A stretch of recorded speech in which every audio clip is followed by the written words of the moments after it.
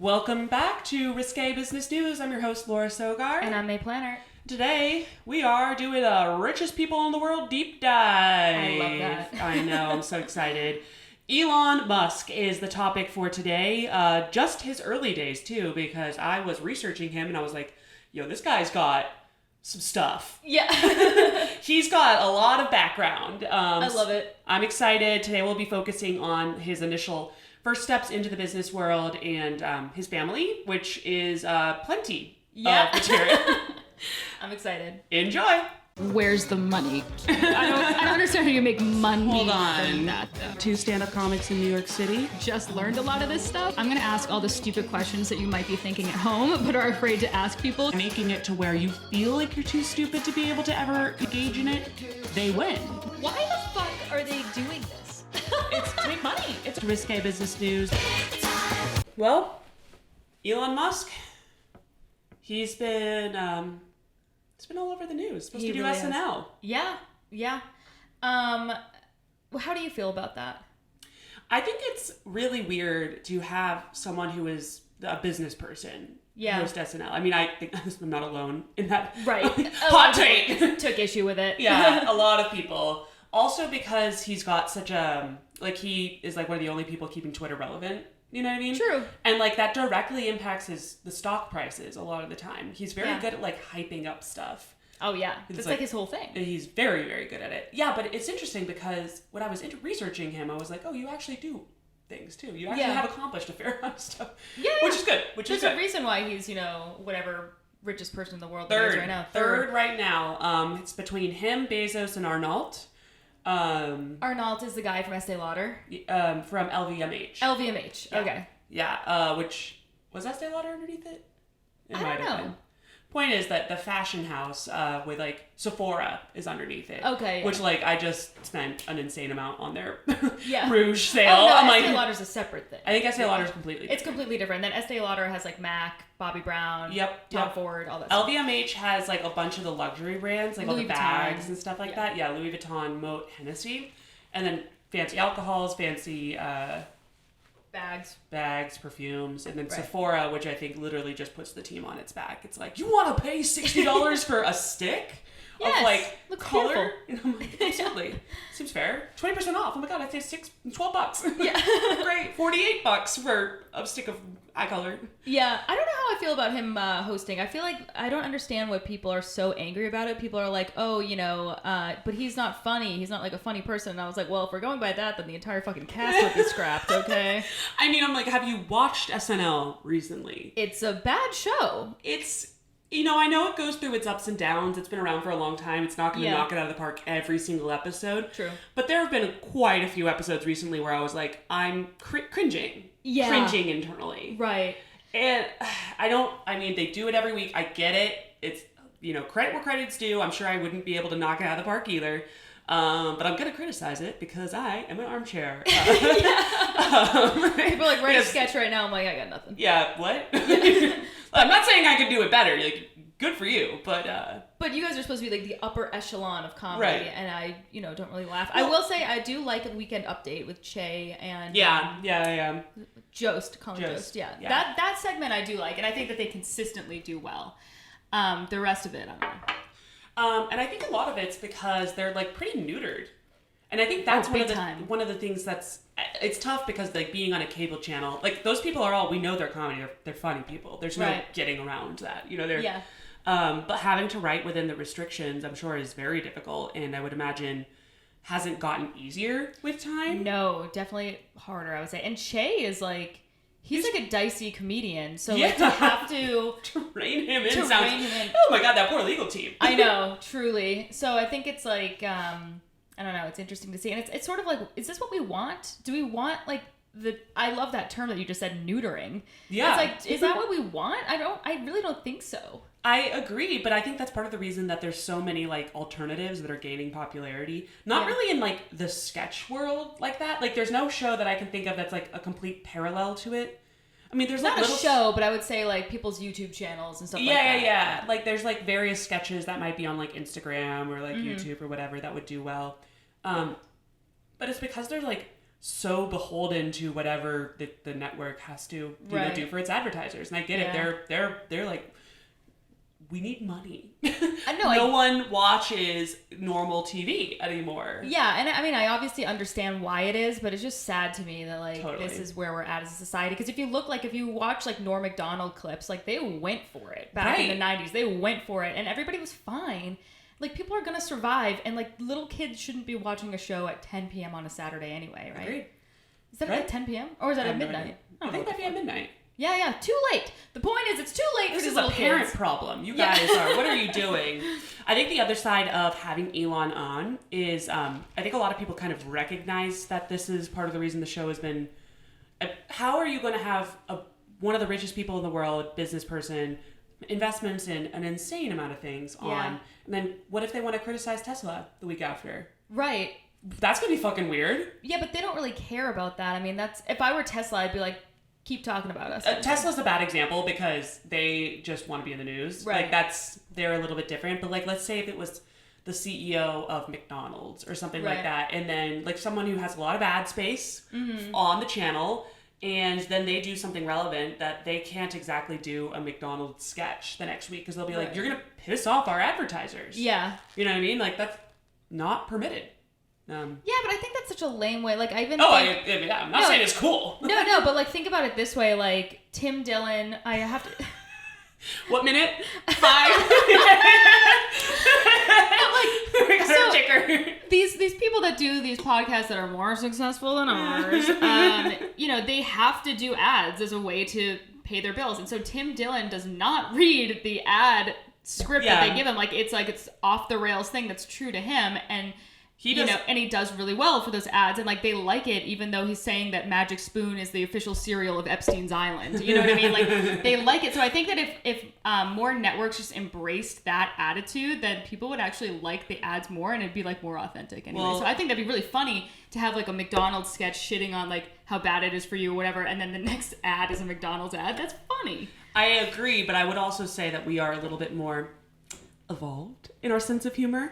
And the other side of it, I think that's really causing issues is that like, we're really digging in, but like all the people who work in television and media and stuff are like very woke. Not all of them, but like I'm making a generalization, but I think it's pretty accurate. You're just saying a correct statement. Right. Yeah. I don't know. I got not in trouble, but I had a tweet that did well for me. I tweet like once every 3 months. Like, Same. Every once in a while I'm like, let's fucking throw that out there. And I threw it on Facebook too. The tweet did well. The tweet did fine. What was the tweet? It was like, it's probably been done. I'm a hack. You can buy tickets to my apology tour on Eventbrite. Like, it's fine. Dear people over 40, 3 dots at the end of a sentence means you're mad at me. Yeah. Sure. That's funny. Sure. And true. Exactly. I hate the ellipses. Exactly. Yeah. Exactly. And Twitter, everyone was like, that's not funny. Like, that's so true. Like, and I'm like, yes, the validation rains down. Not that, whatever. And then on Facebook, I didn't realize how many friends I have over 40. Holy shit. They were like, what? Really? They got offended by that? Serious. And then one of my old improv teachers, I almost called her professor. That's hilarious. My old improv professor. Professor.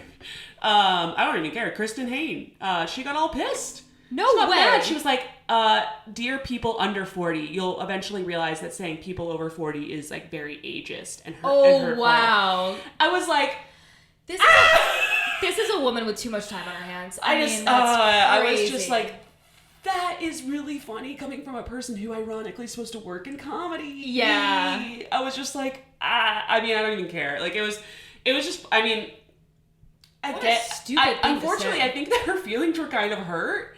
And I was just like, I hate to say it, like tighten your butthole a little bit more. I don't know. Like, you're fine. Like, you're fine. It's really not that big of a deal. It's also, like, the most benign of statements in the world. That's literally the most benign tweet I've ever heard in my entire life. It's very me. Like, yeah, it's just like, it's not hurting anybody. It's just chill. It's just kind of funny. Like, what and a whack job. What a psycho. But then, like, 10 of her friends liked it, and I was just like, I'm going to Control-Alt-Delete out of the improv universe. Like, come on, folks. I think some people get really angry about age stuff. Like, I had a joke when I was 29. Now I'm an old fart at 30, but same. I had a joke about being 29 and how it's like my last fuckable year, like something like that. Yeah, whatever. yeah. Have you seen that Tina Fey guy? Yeah. That was. I stopped doing the joke because someone pointed that out to me, actually. Oh, I'm so sorry. Because it's like it wasn't a funny joke, and I'm 30 now anyway. But who cares? But anyway, I did. But like I did the joke, and someone gave me feedback. They were like, "That's really offensive, and every woman in the crowd's gonna hate it." And I was like, Who did? Name names. I'm not gonna name a name. Damn it! But Can I hear offline? I'll hear offline. Yeah, but it was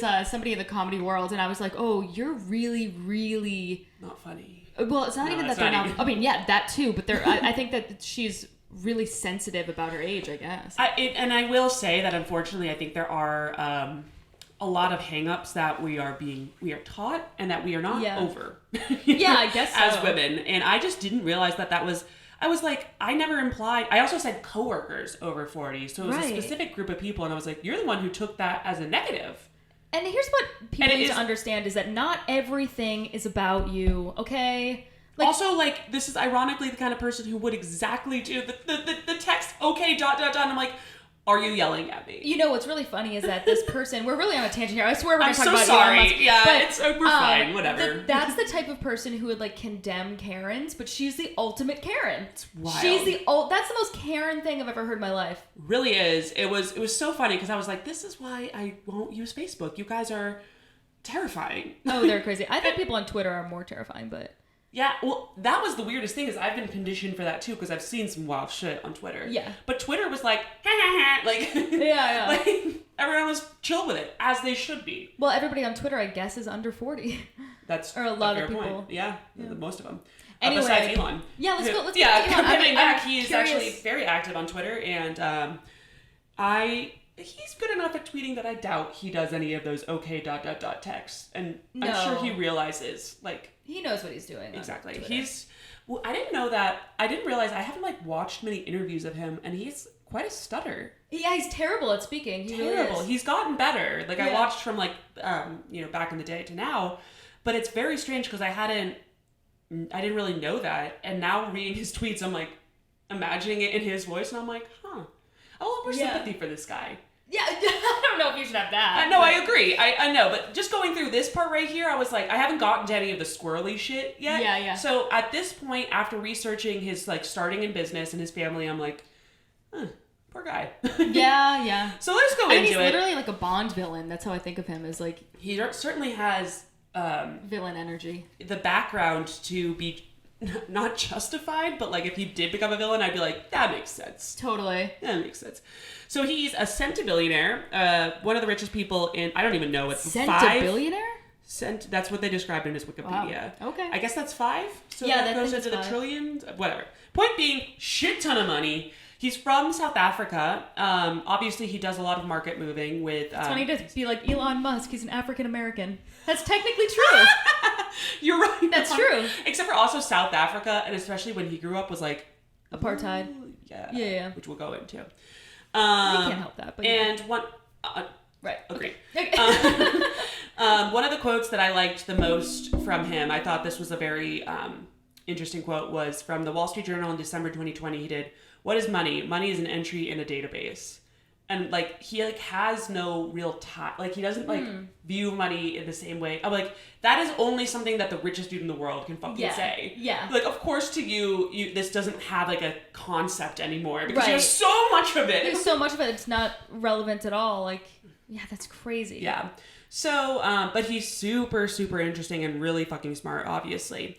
So background on him, he was born in Pretoria in South Africa to a very wealthy family. His mom, Mae Musk, was a model nutritionist from Canada who had moved over to South Africa and when she was young.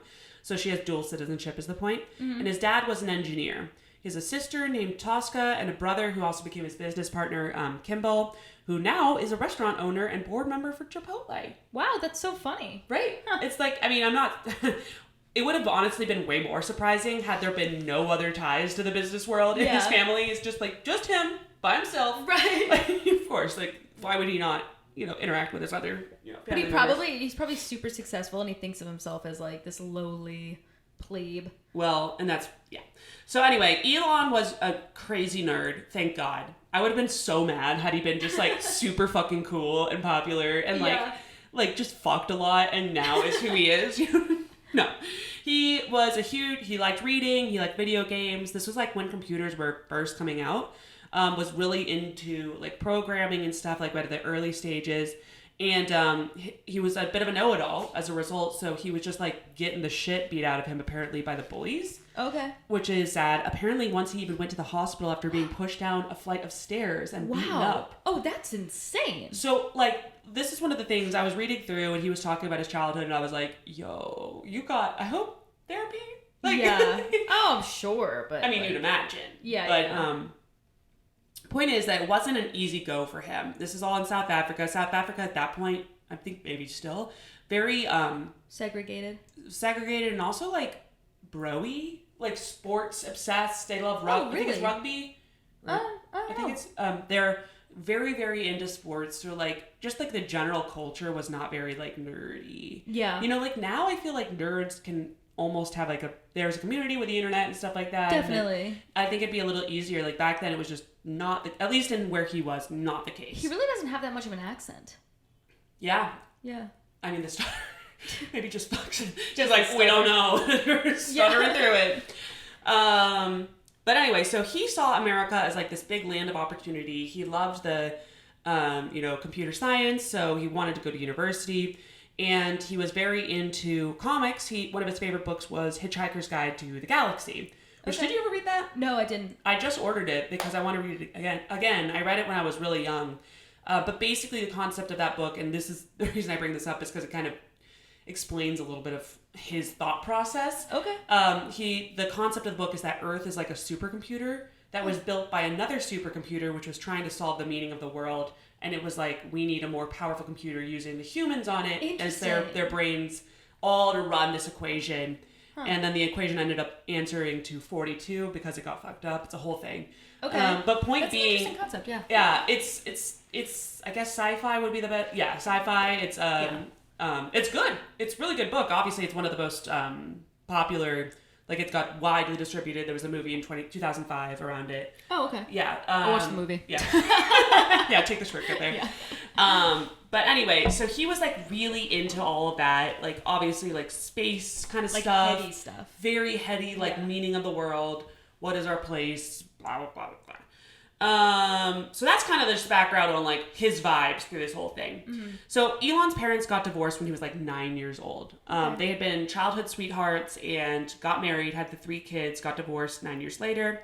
Does he have 2 brothers or does he have a sister? Sister Tosca and brother and the Kimball, who becomes like a bigger player. I'm sure his sister's lovely too, but she just was doing her own thing. Okay. Sure. Elon's parents got divorced and he had to decide who he was going to live with, which is just so hard. I feel that's horrible. It's so hard. Yeah. And apparently he felt really bad for his dad because his brother was automatically like, Mom, I'm out of here. Yeah. And he felt bad because he's like, oh, he's going to be so lonely and stuff, and decided to live with his dad. And he was like, there was a quote from his Rolling Stones interview where he was like, it was a very bad move. Oh, really? Which I'll go into more detail on. And honestly, like, that's so fucked up. The courts should just mandate something to put that responsibility and, like, be like, so choose hard. who you love more, 9-year-old. Yeah, no worries. Your parents will totally get it. That's terrible. Yeah. So his mom went back to Canada. I'm going to talk about her for a little bit, and then we'll go into his dad, who is quite a character. She's a model. She was a finalist for Miss South Africa when she had lived in South Africa. So she's like hot. I didn't know that you could be. I mean, I don't know how strict the rules are in beauty pageants, but I just assumed that you would have to be like president. Right. You know, born on the soil. Let's see that birth certificate. Donald Trump just does like a birther. A takedown of Mae Musk. Literally. Oh, I love that her name is May, but she spells it differently. With a Y. Yeah. But yeah, she seems really cool, to be honest. In 1970, she had married Elon Musk, which he had met him in high school, and then they had the kids. And then in 1979, she shifted gears from like going. I'm sure being a model, especially in the 70s, sounds horrifying. Yeah. Oh, you're not eating food.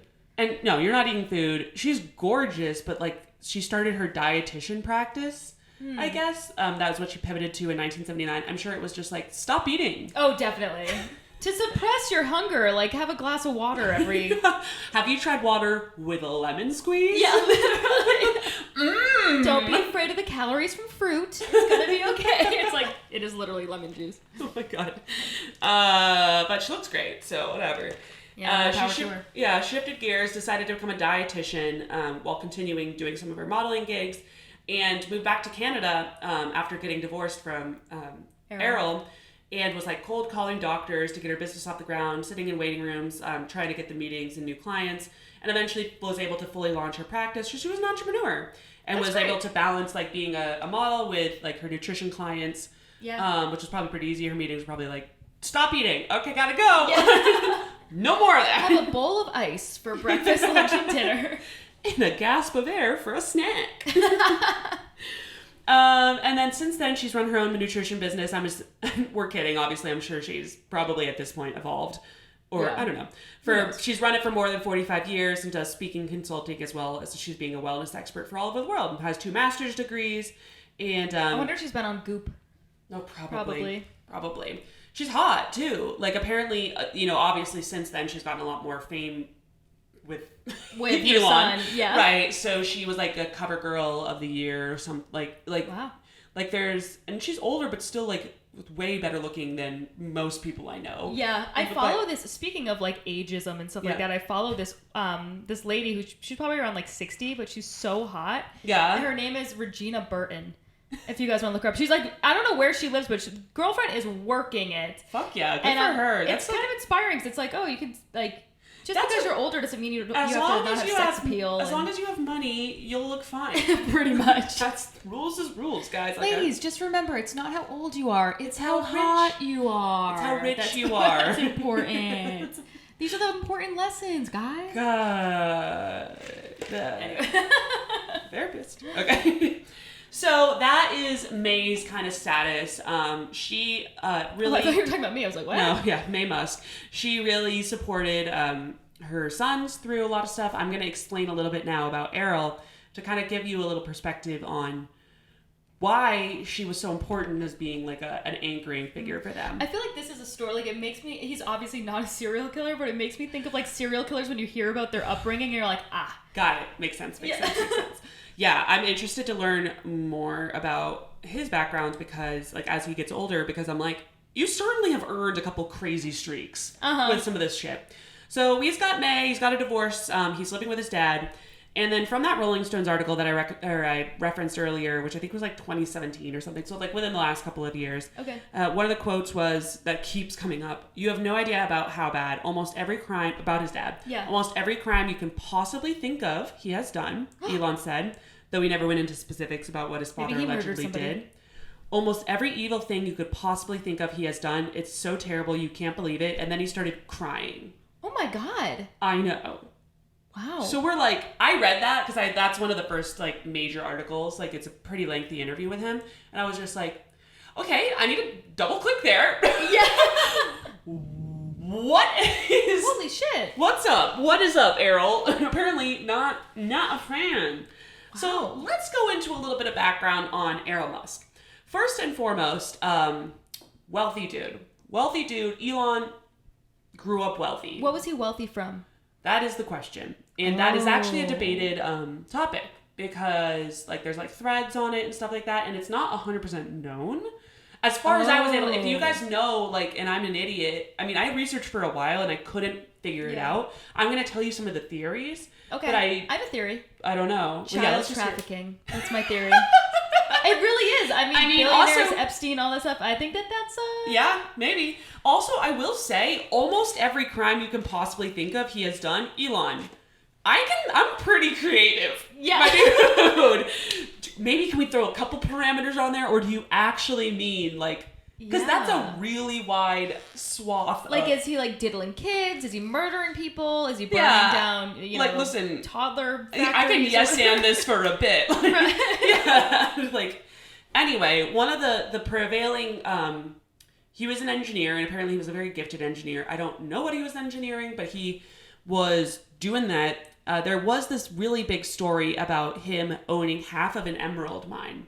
Wow. Now remember, South Africa is not. It's a shady place. I don't know if it still is, but it was at the time. Definitely in the 70s, 80s, whatever. Yeah. Like, there was, like, apartheid and stuff like that. Like, you know, white supremacy abounds. And unfortunately, as you can imagine, the mining industry is not exactly, like, crushing. I can't imagine that their HR team was, like, strong. So, no, definitely So not. owning half of an emerald mine is questionable. Especially nowadays, looking back, you're like, all right, that's kind of like the blood diamond, like yeah, like that's like what's it based on, basically. Sort of, yeah. Wow. So they're so pretty though, emeralds. Gorgeous. Would just like pay them a fair wage? I don't know. I have no idea. So I'm going to talk a little bit about like the reporting that they did around this emerald mine in specific. Where was the emerald mine located? Zambia. Okay. Which is like blood diamond. Yeah. Right? Yep. That's like headquarters. Yeah. HQ for like all the reasons that, you know, it's kind of questionable to buy. Would you get like a manufactured diamond for your wedding ring? Yeah. I think so. I was actually thinking about, believe it or not, thinking about that. Yeah. Recently. And first of all, your wedding ring, you wear it every day. And I'm not like a crystal person by any stretch of the imagination, but I do feel like if someone fucking died or like was like slaved to get what's sitting on your hand, it's bad energy. It's just bad karma. I don't like it. I don't need that. I mean, like, no wonder the divorce rate was so high for a while. You guys are like having ghosts on your fucking hand. True, that's so true. You're just like, I love you, and it's like, God, your relationship is gonna. Yeah, it's fucked up. I don't mind that at all. Having like a manufactured diamond. What's the difference? And it's more ethical, I think. I don't know. Maybe I don't know. That or like, I mean, the other option I could see would be like a vintage one. Oh yeah. Like at the minimum one that's not brand like spanking new out of the mine. Yeah. Vintage, I would like. You might as well keep using them as like. I would prefer manufactured. It's like a right. Where you're like, well, when are you gonna bring it back to life? Right. Yeah. Totally. They make such great faux furs now too.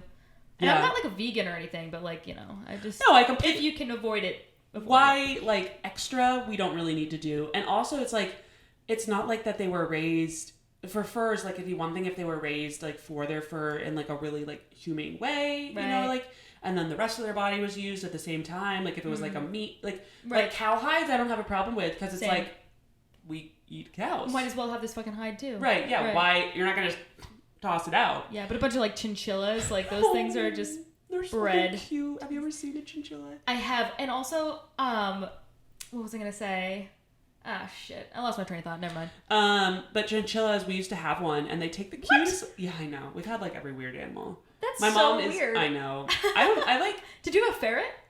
I got. We had a ferret and then a prairie dog, and I got famously attacked in the face as a kid by the prairie dog. Oh shit! I was not a fan of the prairie dog. Yeah. Fuck that dog. Wait, prairie dog. It's a dog? It's not. It's like it's similar to a groundhog. Oh, it's like a rodent. Actually, I think it is a groundhog. Actually, those might be two different. But like, point is, rodent, like that kind of like Timon energy. Oh yeah. That's a meerkat, but they're all like various plumpness levels. I can't believe they're just legal. You can just have one. Yeah, I mean, actually, probably not in New York because I wanted to get a sugar glider here. What's that? No. Are they the ones with like they spread their things? They're like so cute. They're like these little bitsy, like little like flying squirrel looking things, but they're like a little smaller and they're really really affectionate. Oh shit. But then sugar glider people are like kind of weird because I mean, obviously, which tracks.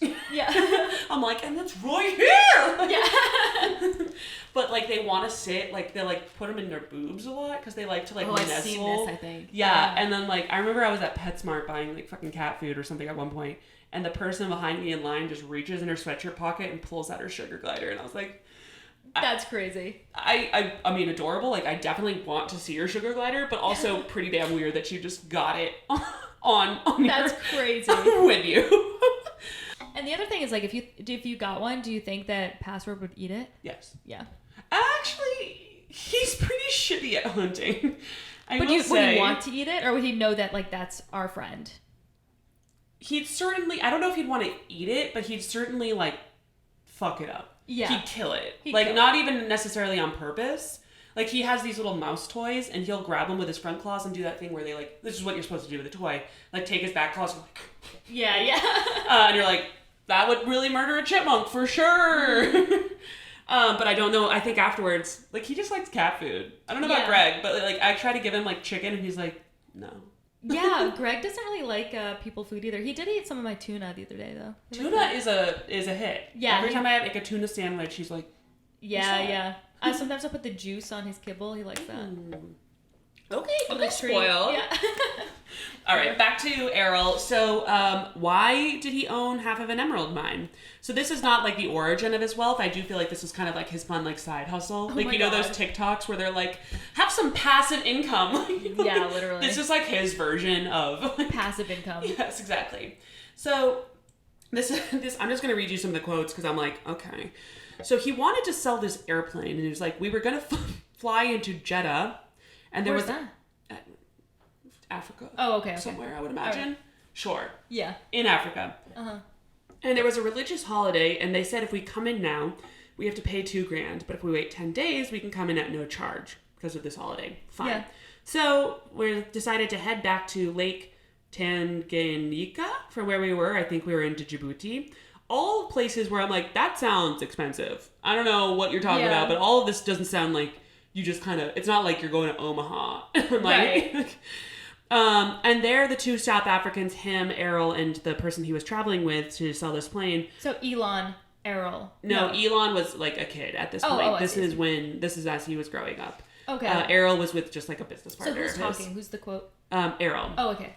There, the two South Africans, Errol being one of them, ran into a group of Italians, sure, as one does, who, as it happened, were in the market for an airplane. Okay. Errol named his price, and a deal was done. Wow. So we went to this guy's prefab, and he opened his safe, and there was just stacks of money, and he paid me out 80,000 pounds. It was a huge amount of money. And then sitting with the cash in hand, Errol was made another offer he couldn't refuse. Would he like to buy half an emerald mine for half of his new riches? And he said, oh, all right, and became half owner of the mine and got emeralds for the next 6 years. That's so cheap. All of this has so many questions. First of all, that big of a cash transaction is drugs. Yeah. So that's my theory with Errol, is that he was involved in drug trafficking. Yeah. Elon, if you're here, I don't know. But you said all the bad things, and that is one of them. I'm sure that's at least one of them. And he keeps stressing how much cash they had all the time. Yeah. And that they couldn't close their safes. And I'm like, why? Yeah. Why so much cash, my dude? Like, some stinks. What's up? Laundering money or something like that.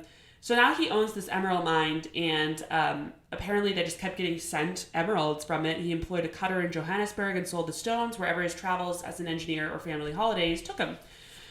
So point is, like, Elon did not have a childhood like you and I. He had just emeralds in his pockets all the time, running around the coast of South Africa with his dad, who was a terrible person, but, like, still pretty fucking rich. One of the stories that Errol told about Elon, and there's so much detail around this emerald mine that I'm like, how is this? This is a hell of a fabrication. Let me tell you that. And this was in Business Insider. It's not like it was like a blog post. Right. You know? Elon, by his father's recollection, then probably 16 years old, so this is still again from the point of view of Errol, and his brother Kimball decided, I guess, when they were 16, to sell emeralds to Tiffany & Co., which we know. Yeah. On Fifth Avenue in New York, so they were on vacation in New York, had these emeralds, as one does, and they were like, what if we just go to Tiffany's while my dad's asleep and try to sell them some emeralds? So they walked in, according to Errol, and sold 2 emeralds, one for $800 and the other one for $1,200. And a few days later, the family returned to the store to find that Tiffany was selling the $800 emerald, now set in a ring, for $24,000, wow. A markup of 30 times the price Elon had received for the gem. So this was a story that was in print, and as you can imagine, everyone was like, you have a birthday buddy! Yeah. And Elon literally goes, in December of 2019, he didn't own an emerald mine, and I worked my way through college, ending up $100,000 in student debt. I couldn't even afford a second PC at Zip2, so programmed at night and website only work during day. Where is this BS coming from? But unfortunately, this BS is coming from directly your father. Interesting. And also, this is a very strange... He didn't own an emerald mine, so, like, all of this is just... That's a really elaborate lie. Yeah, it really is. And then wouldn't, like... I guess Tiffany's wouldn't have any... Yeah, they probably don't. I have no idea. Like, this is also a while ago, so I'm sure record keeping and stuff like that.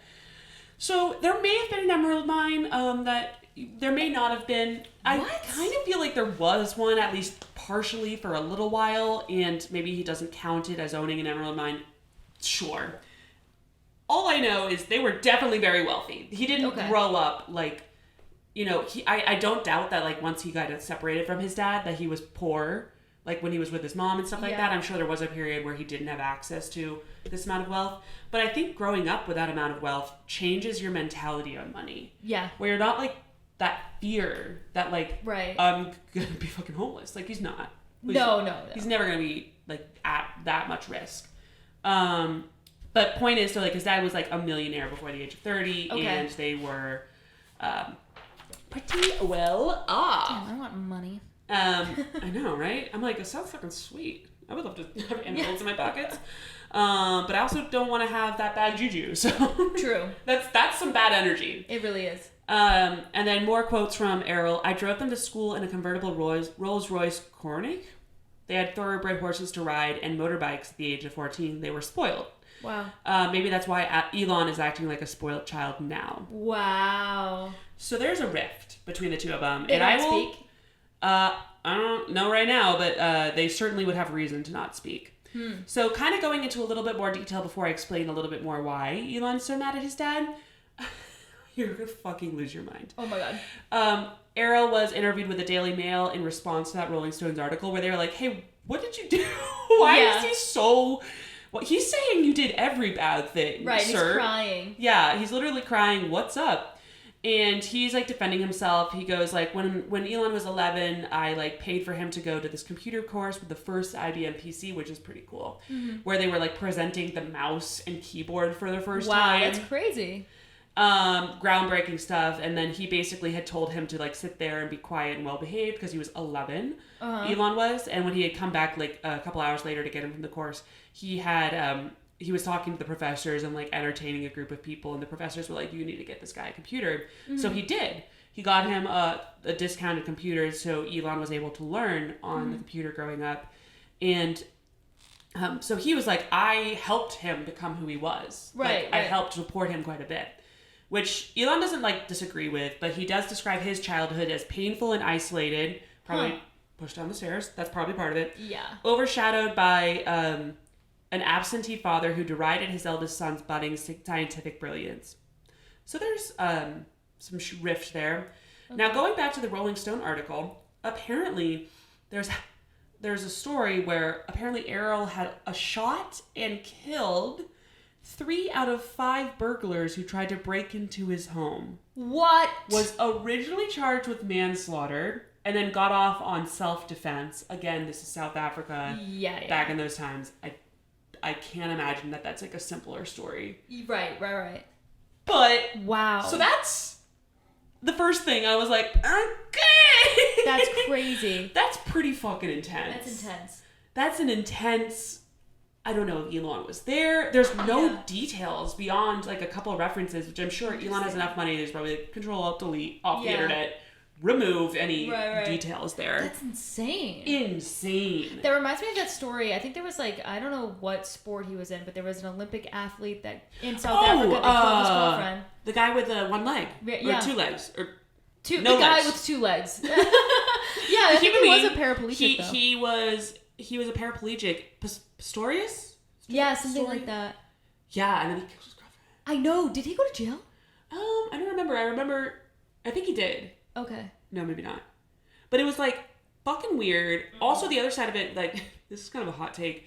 There is questions because he was like racing with normal people, which is cool. I think he was. Yeah, no, he was really fast. I think he was. And there was like a lot of weird questions about the springs on his fake legs. It's so hard because obviously he's disabled, but there is a certain amount of like advantage that comes along with that. Yeah, maybe? There's less blood that needs to go down. Like your recovery is going to be faster. So I think the athletes were certainly like hero for all like love that you're being able to be active, but also we have a question. We have a follow-up question. And then he killed his girlfriend. They were like, another follow-up question. Yeah. What is going on? That's crazy. Yeah, I want to look up that case and see if he's still in jail. People at home probably screaming. They're like, he is. Okay. Okay. Point is, we don't know. Yeah. So that's a lot. So Errol has killed people. Okay. And he's selling planes and buying emerald mines. He's certainly a character. Yeah. This is certainly not going against this like whole like Marvel character background. Like this is very much what you would expect. It gets so much worse. In March 2018, remember Errol gets divorced, remarries this other person, and then gets divorced again or something. So he's had a couple of ex-wives. Okay. Errol had a kid with his own stepdaughter. I'm losing. I was reading it last night at a glass of wine, and I was like, "Oh my god! Like what?" So they're not blood related. They're not blood related. His but ex-wife's daughter. He's 72, and he had recently had a baby boy with Jana Bezwedenhout. I'm probably mispronouncing it. Who was 30 years old at the time of the sex. Oh my god. Who was 4 years old when her mother Heidi married Errol. Wow, that's like Woody Allen. Yeah, exactly. It's very similar. But did Woody Allen have a baby with his No, daughter? I think they've just been married for like 25 years. Yeah, fucking use birth control at the minimum. My dude, baby. God. And yeah, so Do you think that maybe I feel like rich people are obsessed with like genetics and stuff? Maybe he just like wanted to maybe he wanted to have a baby with his fucking daughter. Basically. I think he did say that it was like not on purpose. Oh, but right. also like, and his family was like, ew. Yeah. Like they were like horrified. No kidding. Yeah, absolutely. So point is like his wife, he was like very blasé about it. He's like, yeah, I fucking had, a kid with Jesus. And he had tried to tell his daughter, what was her name, Tosca, and Tosca was like, I expected her to be supportive, and what? She was not. Why would you expect that? Yeah, and Elon freaked the fuck out, obviously. Of course. He was like, are you kidding me? Like, yeah. No, dude. Background, Jana, who was the poor woman who had this baby. Wow. Or I don't even know. I'm sure she's in her own personal battles. Like, we're all going, whatever. She had lived with Elon when she was growing up and like had gone through periods of like drug addiction. Had another kid with like a ex-boyfriend or something. With Elon, yeah. A little girl called Emily, and she was by herself. So apparently Errol had reconnected with her when she was getting over a breakup, and then decided to just fuck her, get in a relationship with her. Yeah, and Heidi and Errol, who Heidi is Jana's dad. I looked up their family tree, and it was just like circles. I'm like, no, I can't figure it out. Heidi was Jana's mother, who was married to Errol, had 2 children together. Wow. Which, what are those kids now in relation to this kid? Like, that is some genealogy questions. Half sister, I guess? I guess half aunt. Wow. Yeah. Ooh, no. Half grandma? I don't like it. I thought that the killing 3 people part was like, that was enough. I was like, that's fucking crazy. That's crazy. But now he's marrying his stepdaughter. Yeah. Really ramping it up. Jesus. So did not consider, he said, Errol claims that he did not consider Jana to be his stepdaughter, saying she spent most of her time growing up away from the family. I don't want to fucking hear it, dude. And they have the kid. I looked up some pictures, and it's just like very tragic, the whole thing. And I think they're still together. Oh, wow. Well, I mean, I guess that speaks for something. That's one thing. Okay. Right? I mean, I don't know. Like, Woody Allen's still with his daughters. I'm like, I don't know. How about those fights, though, where it's like, I'm your fucking daughter. Oh, God. I, want to, delete all that from my brain. No, thank you. Now.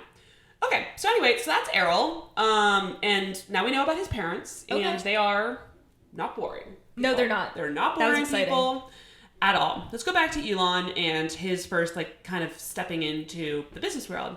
So he's super fucking smart, crazy ass background, not a happy childhood, but super smart and very into the beginning of computer science, which is cool. South Africa has this mandatory military period, or at least it did back then. I don't know if it still does. Kind of like Israel? Yeah, at least at this point it did. And he was like, no, not doing that.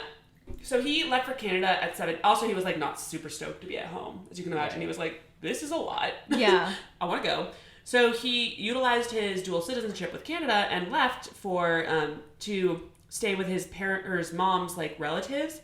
Couldn't find them and basically was like kind of being like a vagrant of sorts, like working odd jobs, moving across Canada. Yeah, so he had like this very like, 17, probably like 17, 18-year-old, just like journey. Soul, like doing his own eat, pray, love. Right, like into the wild. Yeah, doing a little into the wild across Canada, sure. Probably, learning some things, like figuring himself out. Okay. Eventually enrolled in school and transferred over to UPenn because he wanted to get to America. That was like one of his goals. Uh-huh. So was able to transfer to UPenn where he studied physics and econ for his undergrad. Cool. Fair enough. Mm-hmm. Did a couple internships at various like banks and stuff like that. Was really, really smart. Yeah. At Penn, he was super poor. Like he wasn't getting financial support from his dad because of all of that. That was before the fucking, but was post the killing. So okay. Point is, he was still not like getting money from him. Apparently, he got some money later on, which becomes contentious because they were like, "But your dad," and I was like, "I don't know." Right. So he had to like make his own way. He went 100K in debt, as he had referenced in that tweet earlier. But at Penn, I guess him and his roommate rented and hosted parties at the frat house that they were living at. Okay. Like it wasn't like being used as a frat house, but they would use it for parties on the weekends and charge $5 entry for like 500 people and paid rent that way through college. That's smart. So he wasn't like a partier, but he like utilized the party culture to like pay his way. He knew how to monetize it. That's cool. Which I was like, interesting. Like I would imagine that those lessons weren't like lost on him nowadays. Right. You know what I mean? Imagine paying $5 to go to a fucking party though. Isn't that weird? In college? Like he charged cover, I guess. Yeah. He probably, maybe. I guess I did that at bars all the time. Yeah, I remember how pissed you'd get about cover charge at bars. Brutal. And they would usually be like, ladies come in free or whatever. Yeah, and it was so fucking annoying. And then you'd have the friend that like, they're like, can you cover me? And then you didn't have Venmo back then, so then you just like paid 2 cover charges. Like you're out like $40. Yeah, exactly. Never to be seen again. Never to be seen again. And $40 in college. And college was like, that's my weekly money. Yeah, literally. Here's groceries this week. That's crazy to think about back then.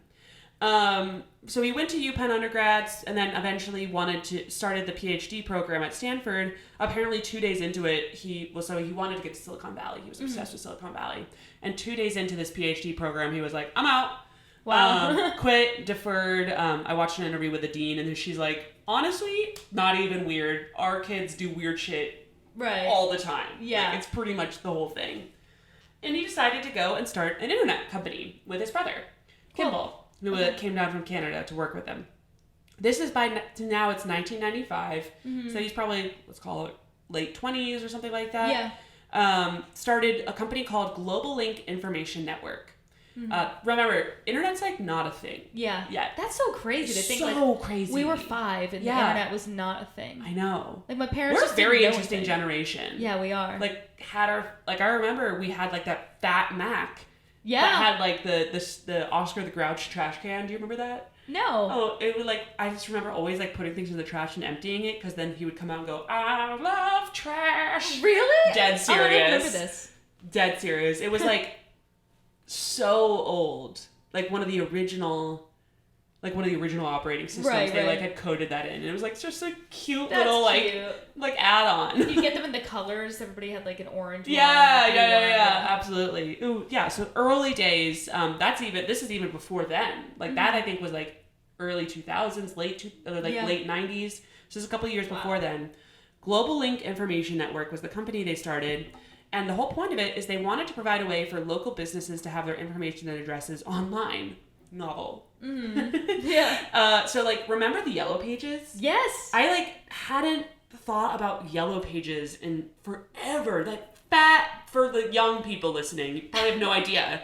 Yellow Pages were like these fat books of every company and every person. You have to like look up your friend's telephone number in the Yellow Pages. How crazy is that? Yeah, and they would have just all of the information for like how to contact them, where they lived and shit, which is an insane thing. That's so that's kind of scary, honestly. It's truly bizarre. So they wanted to do similar concept but online. Seems pretty basic, makes sense. And I checked out their Yellow Pages website, by the way, now, and it like looks like it's like the sketchiest Yelp in the world. I was like, okay, sure. But point is, they went and had to like go and collect all this information and code it into their thing. And his brother Kimball was like the salesperson. Elon was the product. Yep. Went door to door. Kimball went door to door to businesses trying to convince them to buy ads and explaining to them that internet advertising was gonna be impactful, which is so funny, so weird to think about. It really is. And they were like, "Nah, we don't like this internet thing's a fad." Oh my god, that's so crazy. I wish it was, honestly. Yeah, looking back, go back and just get a Yellow Pages, just slap it down. I think with like Twitter and all the things, we should just say, okay, we tried it, and as a society, we've decided we've all collectively voted and agreed no more. Yeah, get rid of it. It was insane. Yeah, the whole thing was really a mind trip, and also just realizing that was the 90s. That's not that long ago. Yeah, it's insanity. And how much it's evolved since then. Yeah. Believe it or not, you should be online nowadays. You want to make money. But they were super poor. It wasn't selling very well because of so it was very cutting edge. Right, that's so funny. They had to sleep in their office and showered at the YMCA because they had no money. And this was a very classic, like, rags. I feel like people in Silicon Valley are obsessed with this rags to riches story. They really are. They just want to be underdogs, even though, like, you'd argue he obviously went through periods of not having money, like he didn't have access to money, but it's almost like that background of just knowing, like, he's not gonna die. Yeah, you're not gonna. He's got a great safety net if he swallows his pride and talks to the right people. Yeah. You know what I mean? So anyway, they were working on this, and they had all this city data and decided eventually to shift focus in 1996, which is a year after they'd been working, after a $3 million investment from a venture capital group, into changing their model instead of advertisements to be a software package for newspapers to like kind of get them online. Yeah. Sort like makes sense, whatever. Yeah. So point is that this like VC group came in, saw an opportunity, invested a bunch of money, and they changed the name to Zip2. It was zip2.com, and made it basically like one of the first internet Yelp search engines. And I don't know like the details about exactly like the terms of the deal, but apparently they weren't very savvy in it. They didn't know a ton about investments. I don't blame them. Where would they have looked it up? Right. Like, especially then, like, how are you going to learn about this stuff if you're not in it? But they kind of got owned, I guess. They made some money off of it, but they were not in control of the company anymore. And, that's another one. The VC decided to replace Elon as CEO and make him the CTO of the company, which he didn't even fight, but they replaced him. And then that makes more sense. Through that model, they started to have some success, and they were able to sell their offering to Hearst, Knight Ridder, and the New York Times, which were big deals back then. So basically, they made a couple of enterprise-sized contracts, and Elon eventually got like kind of like annoyed with the vision of the company. He was like wanting to focus it back on, everyday people, like local businesses, and the board was like, "No, are you insane? We want to make money. What do you think we're doing here?" And they like through that they were like, he was like, "Can I be CEO again?" And they were like, "No, you cannot be CEO again. What are you talking about? And also you're not going to be a chairman anymore because you're acting like a crazy person." Right. Or something like that. Point is that it's just really interesting, like looking at all of that now. And now he's obviously co-founder, CEO on like all these boards of like so many big companies. Right. So just like how naive he was back then, almost. True. I think it was like a bunch of really interesting lessons he learned through this experience. So in 1999, Microsoft entered the market and the competition increased.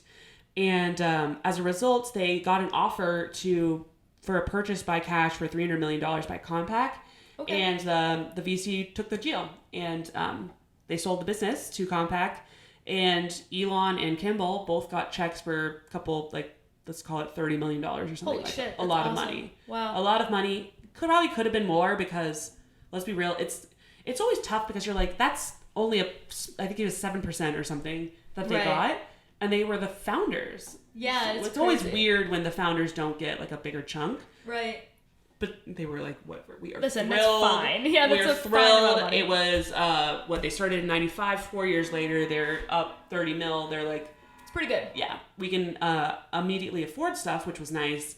And they they now had their like first chunk of money to like do bigger projects with, which I'll go into more detail with. The one thing I do want to note is that Mae, their mother, was super supportive through all this. She would come down and visit her boys every 6 weeks, flying from Canada to San Francisco.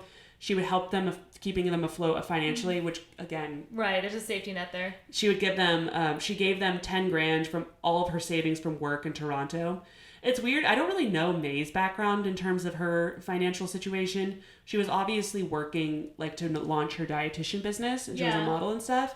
I don't know the terms of her divorce. Like I would imagine she got some money from that, but like maybe it was locked up. Or who knows? Right. But she really put it all out there to help her sons. Yeah. She was really, really supportive. And apparently for her 50th birthday, her 2 sons gave her a little toy house and car, pledging to buy her the real thing once they became successful. Oh, that's sweet. And then after they sold Zip2, they did. They bought her a house and a car, and which was really, really cool. And then they also, apparently Elon was obsessed. They had done a lot of, like his family growing up had loved fast cars, which is a very South African rich people. Totally. Okay. So they had... he was obsessed with race cars, and he bought himself, I think, a McLaren. Oh, nice. Like one of the nicest cars you could get at that stage. He bought that right away. Wow. When he got that first deal. So that kind of goes like he was like already super interested in cars. Yeah. And believe it or not, it becomes more relevant later on. Yeah. So... Would you get a Tesla? I would love a Tesla. I would love a Tesla. They're awesome. Yeah, I mean, they're amazing. Really cool. And he's done some really crazy things, which we'll go into in more detail in the next iteration of this series, because that is almost an hour of content, and we've just gone through his family and his first company, which crazy story. That I honestly feel like Elon could have an entire podcast just dedicated to what's Elon up to. So this is going to be a really fun little series. Absolutely. They're probably a 3-parter. I think a 3-parter, unless this next one tends to be super boring, but I don't think so, just judging from like what I've like skimmed so far. So I want to tell a story about Elon. Please. And I'm afraid that this is going to get me in trouble, but oh well. Do you have sex with him? No. Would you have sex with him?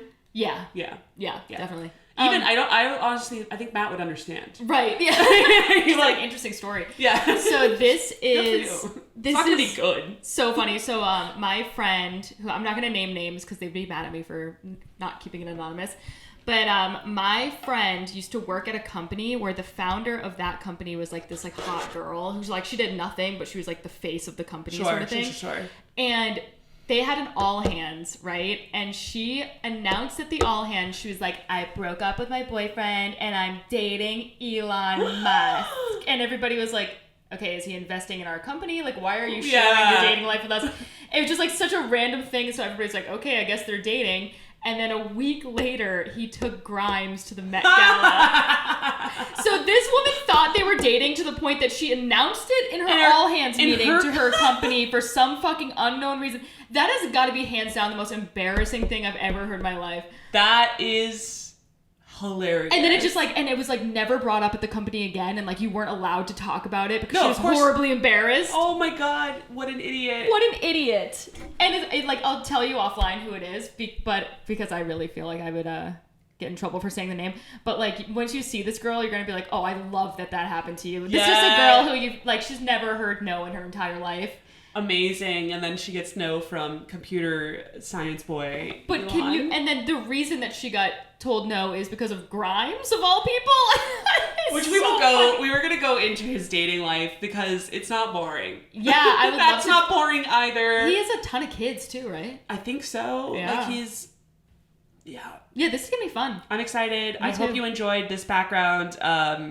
Check out his dad's also kind of good looking. Was the weirdest part about it. Well, I mean, his mom was a model. His mom was a model, but then Elon looks like young Frankenstein. Yeah, he's really not good looking. I don't get it. And it's weird because like I don't know exactly why he has good bone structure and stuff, but I'm like, for some reason, no. It's just not working out. I don't know. I don't know why, but it's just not working out. But like, I mean, I would still have sex. Like, me too. For the story. In the top 3 richest people in the world. Like that is very interesting. Would you have sex with Bill Gates? Yeah. I don't know, fine. Yeah, once, sure. Yeah, that's true. I'd have sex with most people once. Yeah, that's true. Also, this is also Matthew independent. There's a small list of people who I think Matt would be like, yeah, That's going to be the best bit in the world. Are you kidding? Right, totally. You won't pay our rent for a long time. So true. Cool. Yeah. All right, awesome. Well, that's the story. Come back next week, please. We're going to talk his dating life and probably some crazy like tweets he's tweeted, things like that. Yeah, definitely. And we'll probably do this. We don't have to do them all in a row because we want to. There's a bunch of other stories I want to do too. So this will probably be over the course of the next month or two that will like fully undevelop this. Oh, also we'll know about him doing SNL or not. True. Yeah. My prediction is that he's not going to do it, and Miley Cyrus is going to take his place because she's the musical guest. That's my prediction. Yeah. I mean, I wouldn't disagree with you there. That does sound like plausible, but I'm just gonna go to be a contrarian. I think he's gonna do it, and I think he's gonna pitch Dogecoin. I hope so. I hope he does, so that I can make more money. Oh, we didn't even talk about this. First of all, Laura had her birthday. Happy birthday! Thank you. I'm 30. Officially in her 30s now. Finally. I don't know. Yeah. It was really weird. All week I was just like, I'll never be on the 30 under 30. Not that was on the radar. Right. I mean, but for some reason, in the last 8 hours, I was like, what would I have to do to make it still? In like in 8 hours? That's so funny. I would have to stop a national tragedy is what I came down to. I would literally have to stop like a 9/11. Yeah.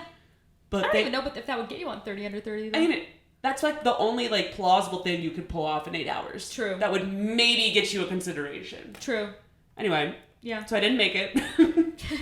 But I did get Laura this cute shirt for her 30th birthday. It's a Dogecoin to the moon. I'm going to wear it to the bar because we're going to the bar after this. Yeah. Because that's the thing now. It's outdoors. It's 60 it's beautiful degrees out. or something. We got to get outside. I know. Sorry, guys. We got to go. But we'll be back. And I hope you enjoyed this. Please let us know if you did. If you have any suggestions. If you know any more about Errol. Oh, my God. I'm dying to know. Mm-hmm. And other than that, talk to you later. Bye. Bye.